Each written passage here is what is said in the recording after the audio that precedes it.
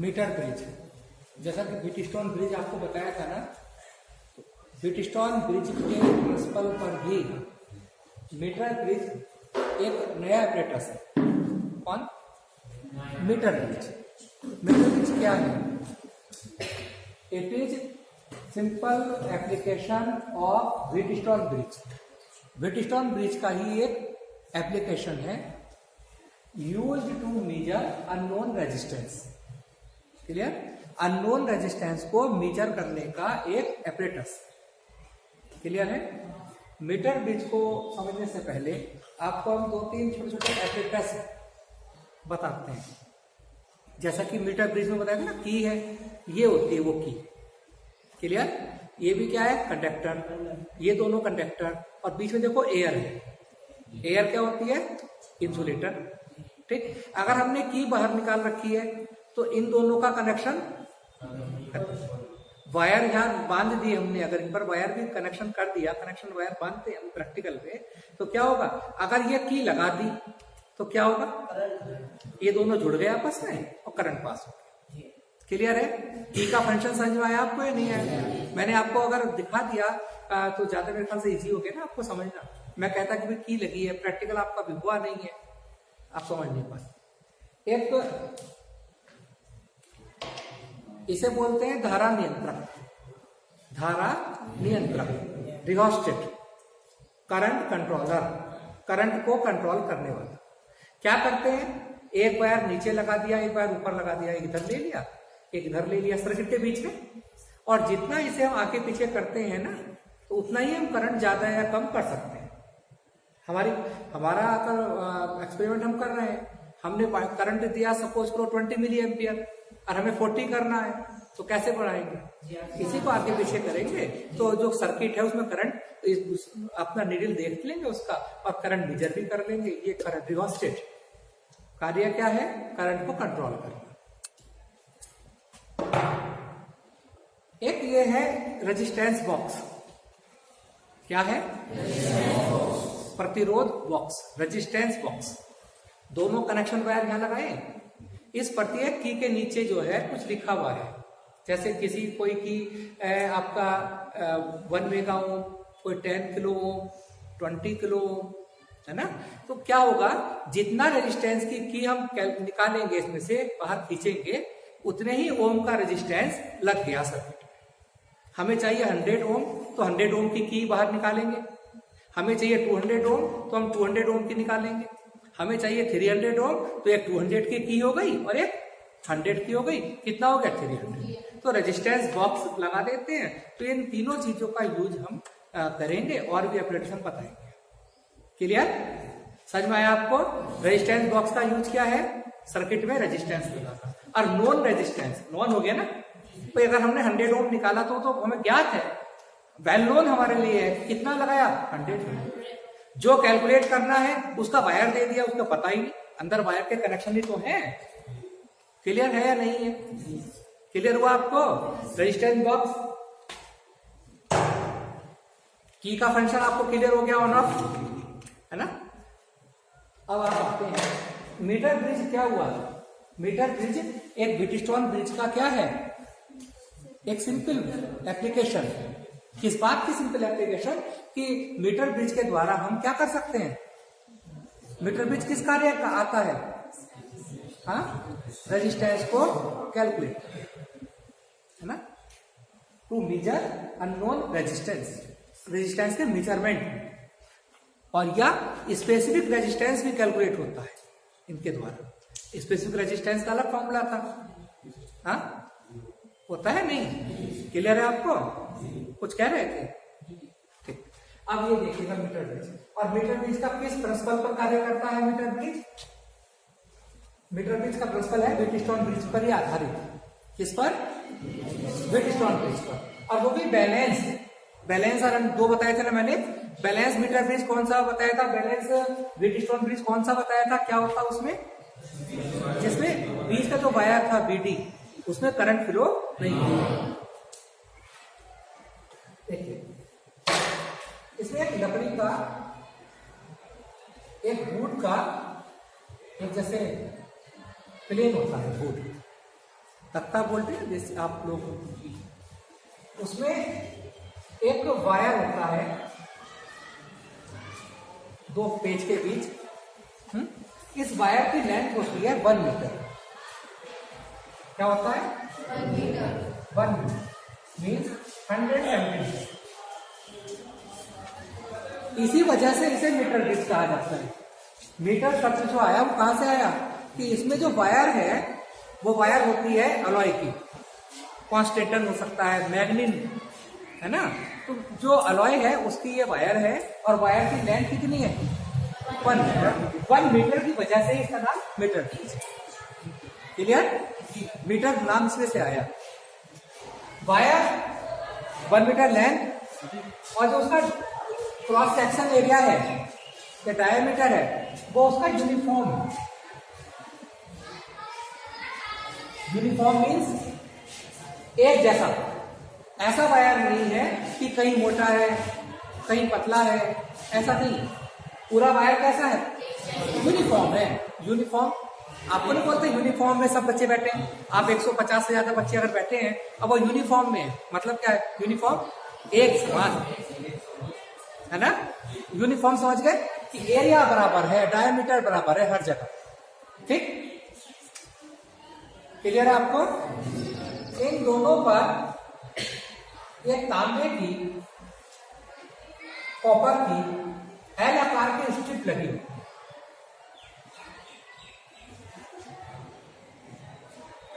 किस टाइप की है? किस चीज की है? कॉपर। ठीक, वायर इस पॉइंट पर ए कह दूं मैं और इसे बी कह दूं, कोई प्रॉब्लम? ये एल आकार की जो स्ट्रिप है, किस चीज की पत्तियां हैं? ये स्ट्रिप्स हैं कॉपर। उन पर 3 पेच लगे हैं।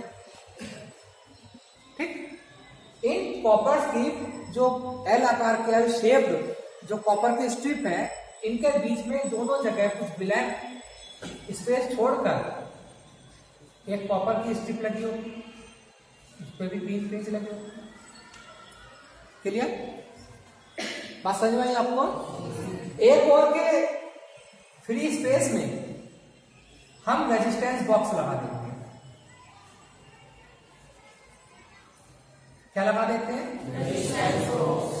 RB, resistance. क्या होता है रेजिस्टेंस बॉक्स? एक ऐसा बॉक्स, ये है ना, समझ में आया ना? एक बॉक्स है, उसमें रेजिस्टेंस लगे, जो भी रेजिस्टेंस हमें अप्लाई करना है वही रेजिस्टेंस मिलेगा, जैसा कि प्रैक्टिकल में करते हैं। क्लियर? ये प्रैक्टिकली तो है। क्लियर हुआ आपको? एक वायर, ये जो 2 वायर है, एक कनेक्शन वायर, ये कनेक्शन वायर, ये कहां ऐड होंगे? एक इधर लगा दिया, एक इधर लगा दिया, कोई प्रॉब्लम? क्लियर? दूसरा जो है फ्री स्पेस है, इधर हम अननोन वायर जोड़ देते हैं। एक ऐसा वायर जिसका रेजिस्टेंस हमें कैलकुलेट करना है, मेजरमेंट करना है, जिसका इसे एस बोल दिया और रेजिस्टेंस हमने आर लगाया। आर मीन्स 100 ओम, 200 ओम, जो भी 10 ओम, जो भी है। बात क्लियर है या नहीं? क्लियर है? समझ में आया प्रैक्टिकल? जो ये ए है, इसे हम एक सेल के पॉजिटिव टर्मिनल से ऐड कर देते हैं, जोड़ देते हैं, ज्वाइन कर देते हैं। नेगेटिव टर्मिनल को की से, की समझ गए ना? एक इधर का वायर जो नेगेटिव टर्मिनल है, एक वहां वायर लगाया, कनेक्शन वायर दूसरा इसमें लगा दिया। क्लियर? और ये दूसरा वायर ये इधर बना, ये कहां जाएगा? ये चला जाएगा रियोस्टेट में। ये सिंबल है रियोस्टेट का, किसका? RH। RH means rheostat. Rheostat current को कंट्रोल करने वाला। एक नीचे जोड़ देते हैं और एक दूसरा है ऊपर। बात क्लियर है या नहीं? और दूसरे एंड को रियोस्टेट के बीच से आपको प्रैक्टिकल देखकर तो समझ में आ गया होगा या नहीं आया? ये जो बीच वाला पॉइंट है, इससे गैल्वेनोमीटर जोड़ देते हैं। गैल्वेनोमीटर नॉर्मल आपने देखा है, जैसे घर पर जब समरसेबल के बाहर लगे ना एमीटर वोल्टमीटर लगे होते हैं, पता चल जाता है कितना करंट आया, वैसा ही उसी शेप का होता है गैल्वेनोमीटर। उसमें जीरो बीच में रहता है। जीरो कहाँ रहता है? नल पॉइंट में रहता है बीच में। इधर भी करंट जा सकता है, उधर भी करंट जा सकता है। वो तो डिफ्लेक्शन देगा तो पता चलेगा करंट है। और इसका दूसरा एंड हम जोड़ देते हैं जॉकी से।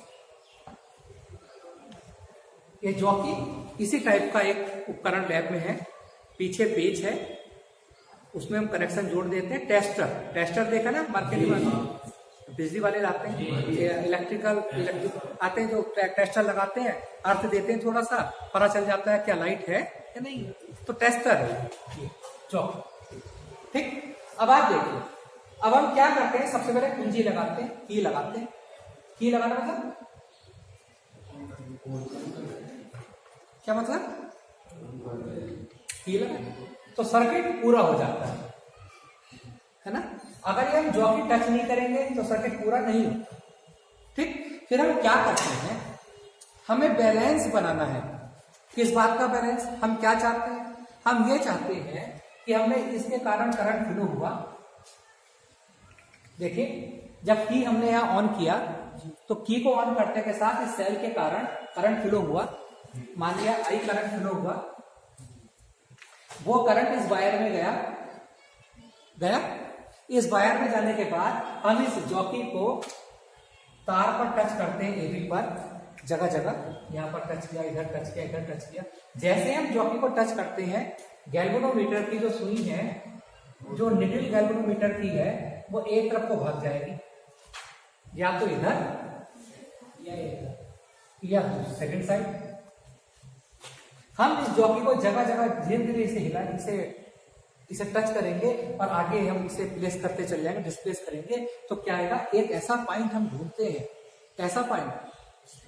ऐसा पॉइंट हम ढूंढते हैं जिस पॉइंट पर अगर हम जॉकी को टच कराएं तो गैल्वेनोमीटर में डिफ्लेक्शन ना हो। गैल्वेनोमीटर में क्या होगा? गैल्वेनोमीटर जीरो पर आ जाए, उसकी रीडिंग कहाँ आ जाए? जीरो, नल पोजीशन हो जाए। कैसी पोजीशन? नल। उस पोजीशन में क्या कहेंगे हम? अगर गैल्वेनोमीटर में करंट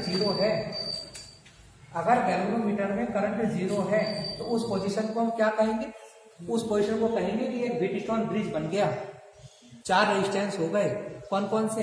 एक तो R जो कि हमें पता है, एक S जो अननोन है, एक इस वायर का रेजिस्टेंस, इसका AJ का, इसका और एक BJ का रेजिस्टेंस। नहीं, सपोज करो ये L लेंथ पर आया। किस लेंथ पर आया? ये कितना हुआ फिर? 100 माइनस। क्यों?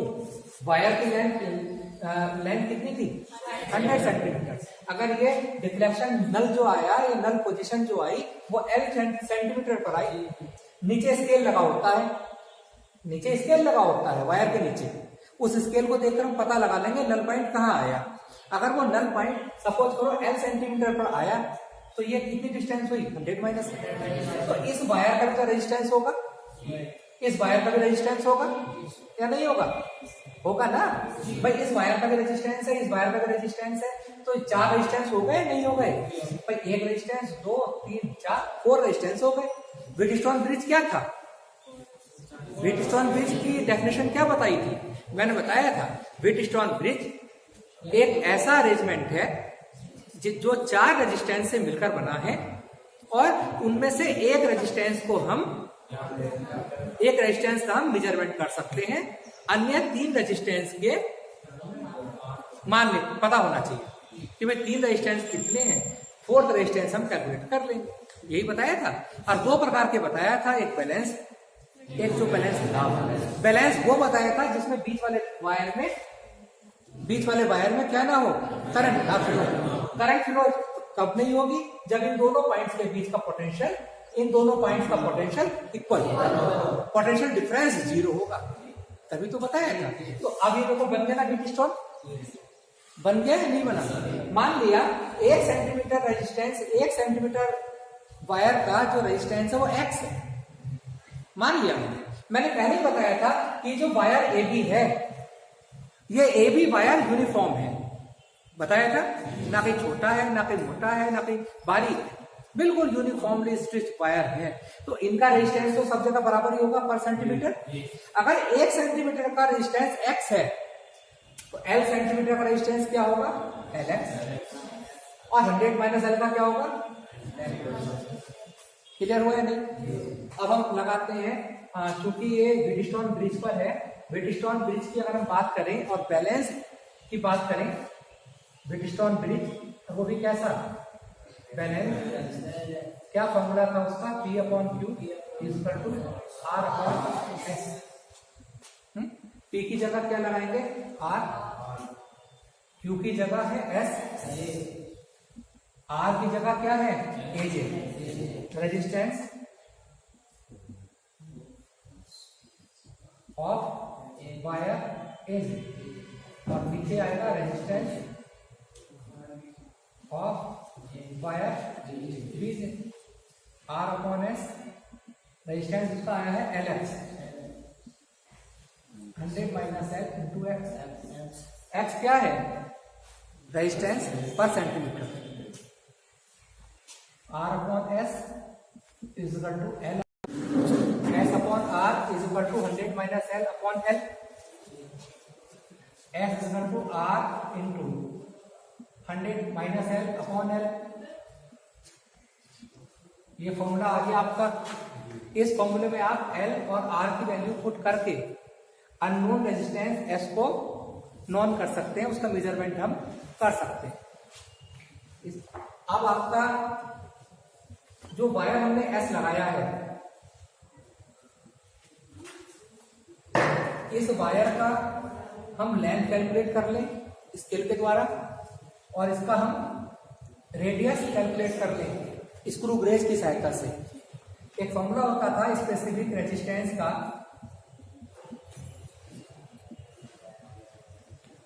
वो फॉर्मूला होता है S equal to rho equal to R A upon L, rho equal to R S, A की जगह pi R square upon L।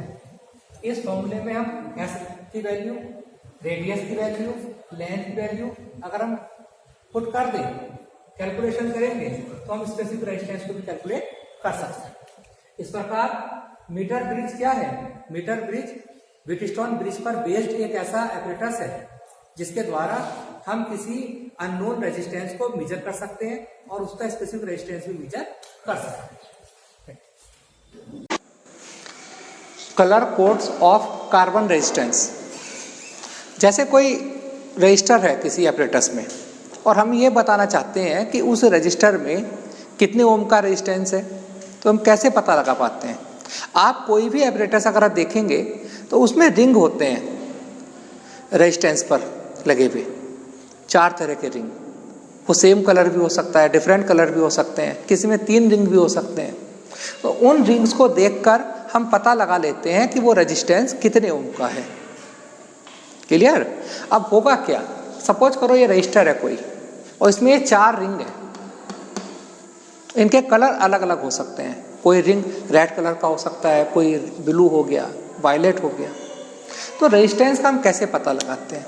उसका एक सिंपल सा फॉर्मूला है।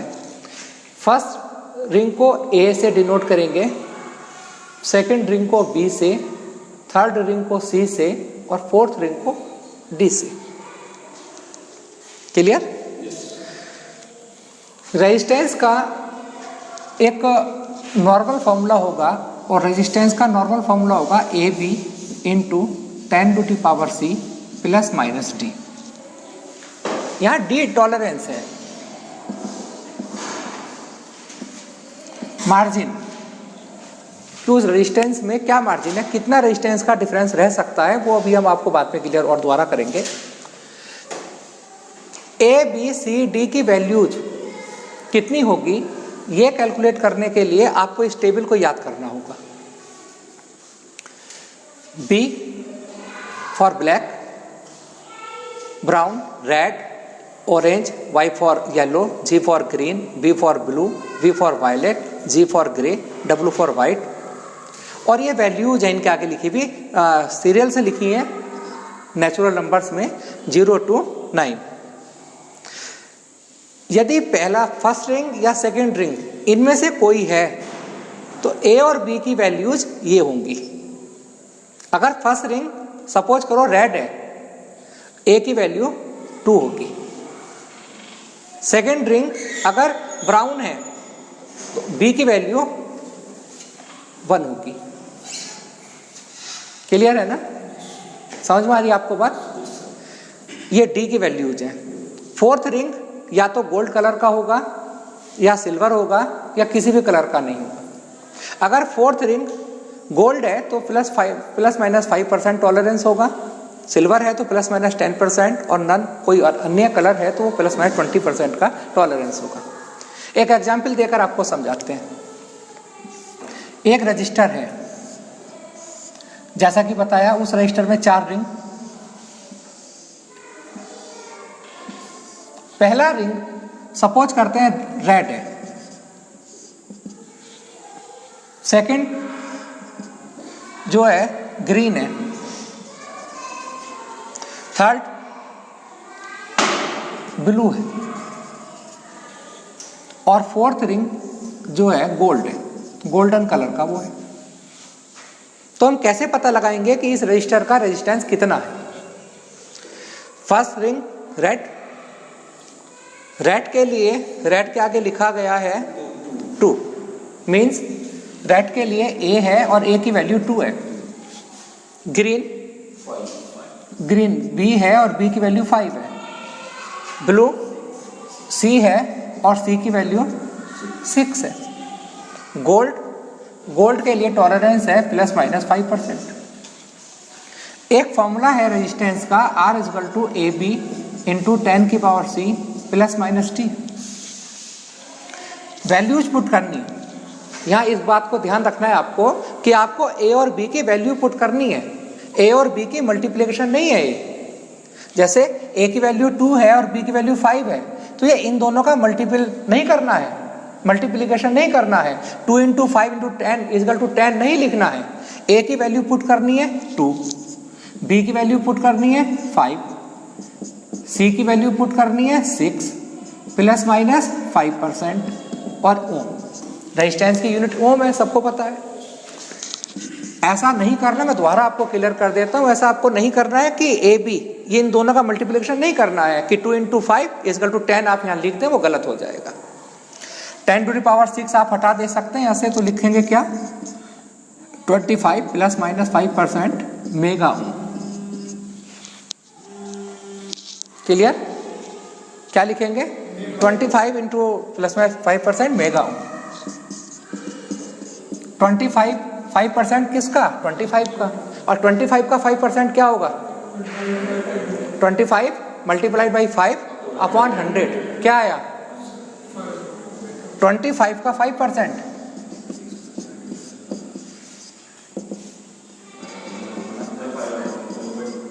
1.25 के क्या आया? 1.25 means 25 plus 1.25 to 25 minus 1.25। R की वैल्यूज आ गई 26.25 डैश 23.75 मेगा। ये आपको क्लियर हुआ है नहीं? क्लियर है आपको?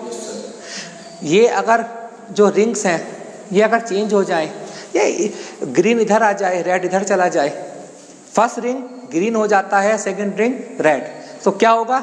ए की वैल्यू 5 हो जाएगी और बी की वैल्यू 2 और ये 25 से क्या हो जाएगा? 52।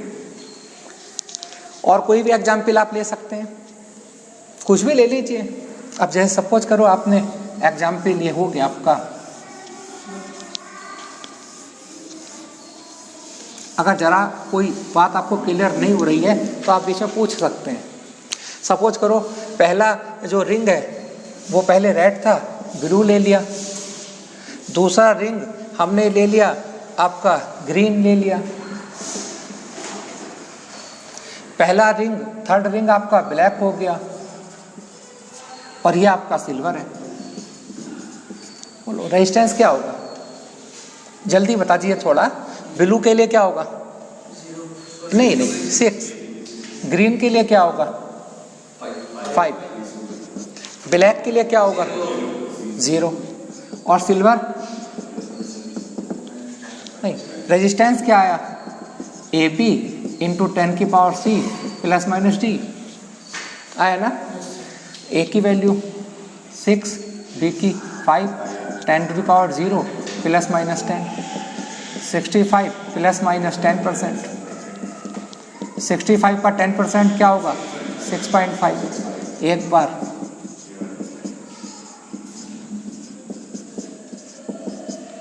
क्लियर हुआ है नहीं? और यूनिट क्या है ना। हाँ वो तो डिपेंड करता है पावर्स क्या होंगी ना हो तो ओम लिख दीजिए, 10 की पावर 3 भी आ सकता है, 4 भी आ सकता है, वो तो ओम में लिख दीजिए, कोई जरूरी नहीं है ना। अब ये याद कैसे करें, ये ऑर्डर कभी कभी हम भूल जाते हैं, तो इसका एक बहुत छोटी सी ट्रिक है याद करने की। वो ट्रिक ये है कि आप एक सेंटेंस लीजिए, एक सेंटेंस याद कीजिए, बीबी रोएगी बीवीजी। आपने देखा होगा हमारे नॉर्मल जो बोलचाल है उसमें बीवीजी कह देते हैं, बीबी रोएगी बीवीजी मीन्स बी बी रो ओ रोए गी B V G white. Clear? अब यहाँ इनकी वैल्यूज पुट कर लीजिए, नंबर लिख दीजिए 0 1 2 3 4 5 6 7 8 9। हुआ या नहीं हुआ? अब ये b के आगे क्या है, ये a की वैल्यू है या b की वैल्यू है या c की वैल्यू है, ये जो स्ट्रिप आती चली जाएगी वो हम याद करते चले जाएंगे। तो ये है ना बी बी रोएगी बी वी जी। इस ट्रिक से आप याद कर सकते हैं और अब कोई भी रेजिस्टेंस को हम पता लगा सकते हैं भाई कितने ओम का वो रेजिस्टेंस है। आपको समझ में आया?